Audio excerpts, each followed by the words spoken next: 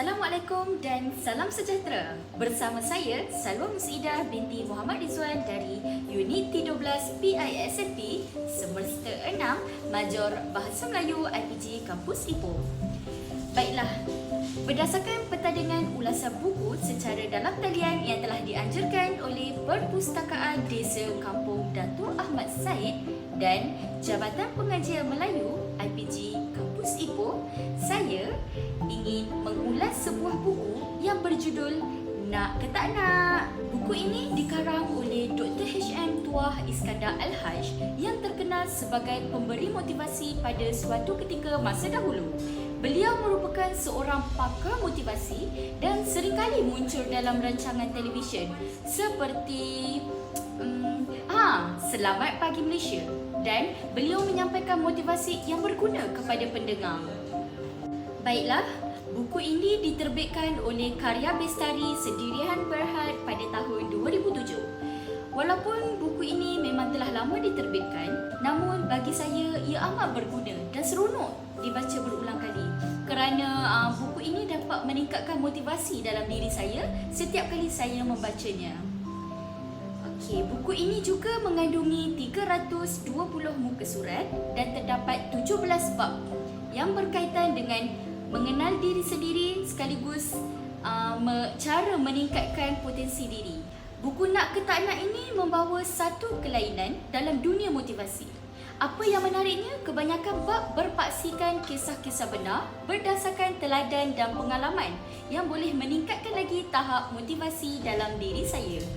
Hal ini bermaksud apabila membaca buku ini, ia memberi motivasi dalaman untuk meningkatkan keyakinan dan kehebatan diri dengan menggunakan simbolik cerita.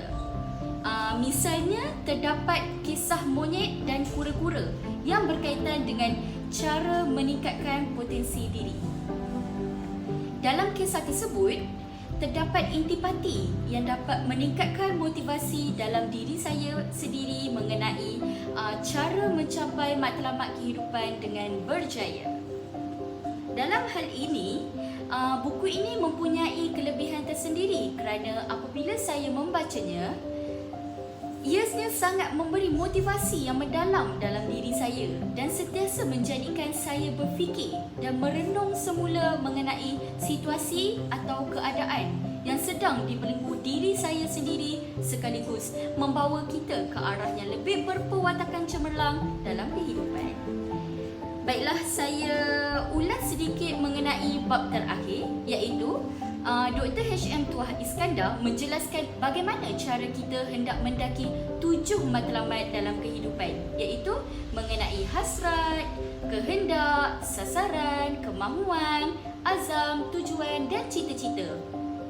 Ketujuh-tujuh langkah itu ianya menggunakan strategi motivasi yang berkesan seperti menggunakan kaedah booster, dikenali sebagai booster.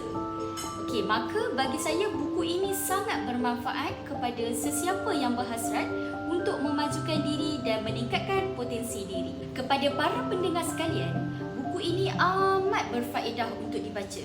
Hal ini kerana buku ini memberi peluang kepada anda semua untuk membina keyakinan diri dan kejayaan tanpa rasa takut untuk gagal. Buku ini juga menerangkan bagaimana seseorang itu dapat membina konsep diri yang positif serta membangkit semangat individu untuk mencapai kejayaan dalam kehidupan dan menjauhi sikap pemalas. Apa yang menariknya, buku ini juga menerangkan teori-teori dan strategi motivasi yang mudah untuk diamalkan dalam kehidupan seharian.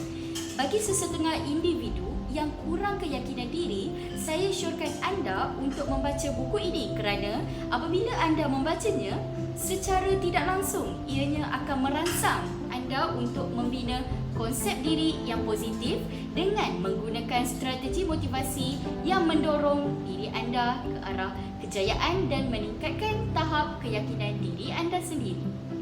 Jadi, saya merasakan buku ini sangat memberi dorongan yang tinggi apabila saya memerlukan sebarang motivasi. Baiklah, sudah sampai ke penghujungnya. Apa Apa yang saya nak sampaikan, buku ini sangat seronok untuk dibaca. Lebih-lebih lagi kepada individu yang perlukan motivasi dalam diri sendiri. Sekiranya anda mencuba sesuatu yang baru, jangan takut untuk gagal tau, kerana gagal itu mungkin mampu membuka peluang untuk kejayaan yang lebih besar. Semuanya terletak pada diri anda sendiri. Oh ya, saya lupa. Apabila saya membaca buku ini, secara tidak langsung ianya dapat menjelajah diri kita sendiri berkaitan dengan kehidupan kita. Apa yang kita lakukan, apa yang kita fikir tentang diri kita dan sebagainya. Jadi, jika anda inginkan motivasi dan juga ingin mengenali diri anda, saya memang syorkan anda untuk membaca buku ini.